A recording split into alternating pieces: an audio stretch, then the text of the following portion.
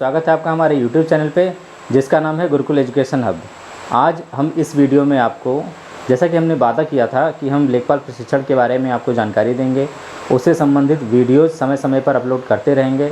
तो आज मैं प्रारंभिक स्तर पर ये बताने वाला हूँ कि आपका लेखपाल परीक्षा जो है कितने सब्जेक्ट्स का होता है, कितने कितने मार्क्स का होता है।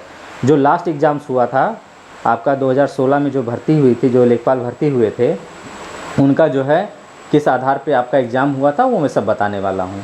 तो आप देखिए, राजस्व लेखपाल प्रशिक्षण, इसमें जो है टोटल 9 विषयों पे क्या होता है, आपका परीक्षा लिया जाता है, ठीक है।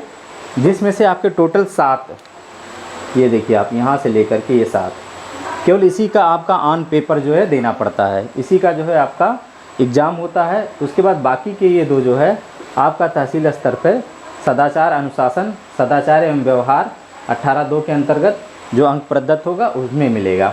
2000 जो आपका 16 में लेखपाल भर्ती हुए थे उसका 140 था, और सदाचार एवं अनुशासन का ये 50 रहता है मार्क, ठीक है। तो हम स्टार्टिंग से शुरुआत करते हैं।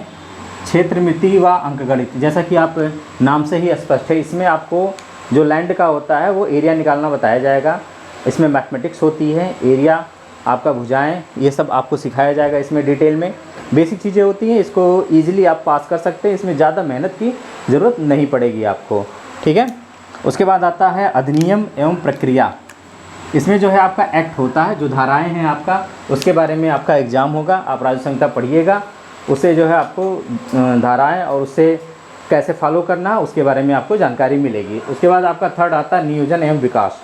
इसमें जो है आपकी योजनाएं बनती हैं, उससे भी संबंधित विकास कैसे होता है, जैसे आपका ज़मीन के बारे में भू परिष्करण हो गया, या फिर आपका जो जानवरों में है वो रोग फैलता हो कैसे होता है, उसमें और डिटेल्स में पढ़ाई होती है। तो इसके बारे में मैं आपको आगे बताता रहूँगा।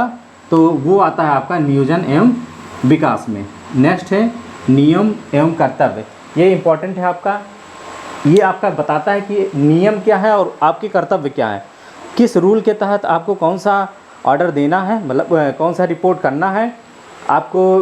कानूनगो साहब को, तहसीलदार, नायब तहसीलदार को जो रिपोर्ट प्रेषित की जाती है वो कैसे की जाती है, किस फॉर्म पे प्रेषित की जाती है, और आपके जो क्षेत्र हैं वहाँ पे कर्तव्य क्या है। आपदा के समय क्या कर्तव्य है आपका, कोई गांव में आपका बाढ़ आ गया या फिर कोई महामारी फैल गई, उसमें क्या कर्तव्य है आपका, खसरा खतौनी, ये सब जो है बनाने का, ये सब आपका जो है नियम और कर्तव्य में आपको आपकी ड्यूटीज़ के बारे में बेसिकली बताया जाएगा। आप उससे संबंधित इसका पेपर होगा। कागजात तैयारी का और आपका भूचित्र कार्य, देखिए कागजात तैयारी में जो है आपका पेपर रेडी होता है वो कैसे होता है आपका, धारा 24, 30, या फिर आपका जो खसरा का फॉर्म है वो सब कैसे, तो कागजात की इसमें तैयारी में आपको वो सब सिखाया जाएगा। उसके बाद आता है भूचित्र का कार्य, और एक है आपका सर्वेक्षण।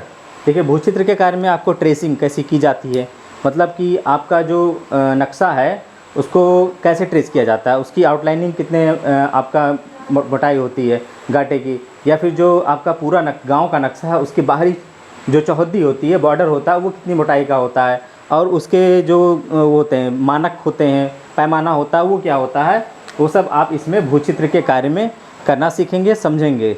उसके बाद आपका आता है सर्वेक्षण। सर्वेक्षण का जो है आप बोल सकते हैं सर्वे।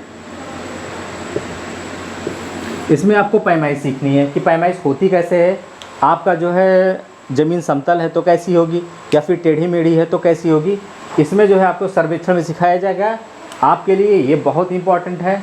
आपका नियम और कर्तव्य पता होना चाहिए, अधिनियम एवं प्रक्रिया पता होनी चाहिए, और कागजात तैयारी, ये सब चीज़ें ज़्यादा इंपॉर्टेंट रखती हैं। तो इन सब चीज़ों पे आपको विशेष ध्यान देना है।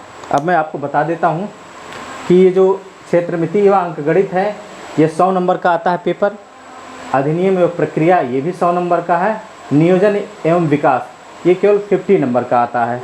आपके नियम और कर्तव्य ये भी 100 नंबर का आएगा, और कागजात तैयारी ये भी आपका क्या है 100 नंबर का आता है। उसके बाद आपका भूचित्र कार्य 100 नंबर, सर्वेक्षण 100 नंबर, ये टोटल जो है आपका मिला करके 840 आता है, ठीक है।